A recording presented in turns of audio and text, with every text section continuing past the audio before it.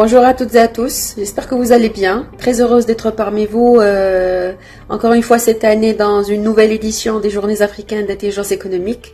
Une occasion d'échange, de partage, de courtoisie, mais aussi et surtout de vouloir faire briller encore plus la communauté africaine avec ses richesses multiples.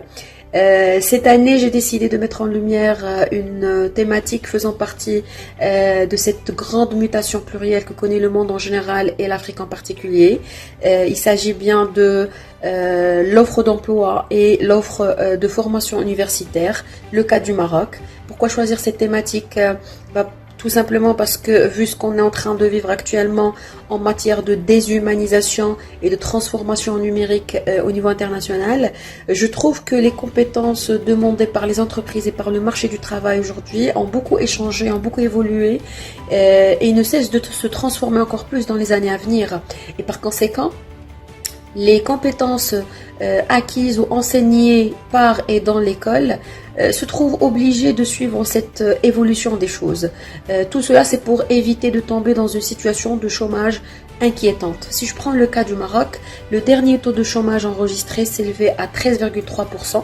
Le gouvernement marocain a signalé ou a tiré un signal d'alarme suite à cette situation parce que ça a commencé vraiment à alourdir l'essor de l'économie nationale. Et c'est ça l'objectif de l'étude que j'ai menée au niveau national.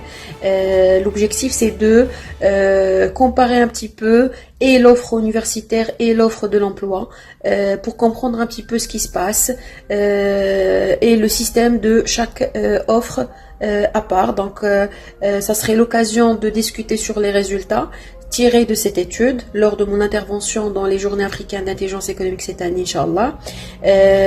Certains résultats sont très choquants, d'autres sont inattendus, et bien d'autres méritent une attention très particulière de la part de toutes les parties prenantes du gouvernement marocain.